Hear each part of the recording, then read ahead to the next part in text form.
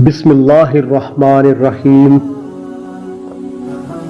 حضور پاک صلی اللہ علیہ وآلہ وسلم نے ارشاد فرمایا، اے عائشہ، تم جانتی ہو اس رات میں کیا ہوتا ہے؟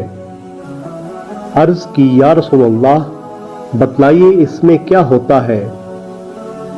آپ صلی اللہ علیہ وآلہ وسلم نے فرمایا، اس رات میں یہ ہوتا ہے کہ آدم علیہ السلام کی اولاد میں جو شخص اس سال پیدا ہوگا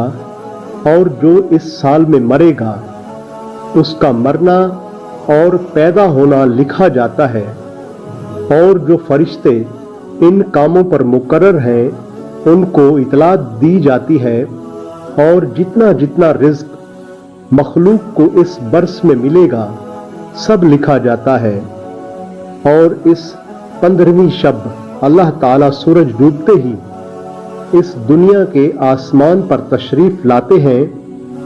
اور ارشاد فرماتے ہیں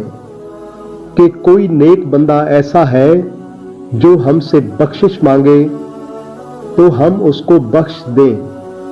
کوئی رزق مانگے تو ہم اس کو رزق دیں،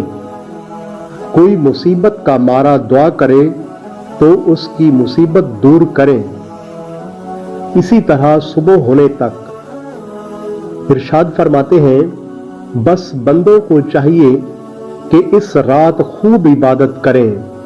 اور اپنے گناہوں کی معافی مانگیں، اور 15ویں تاریخ کو روزہ رکھیں، اور اللہ تعالیٰ اس رات میں اپنی مہربانی سے بے شمار بندوں کو بخشتا ہے۔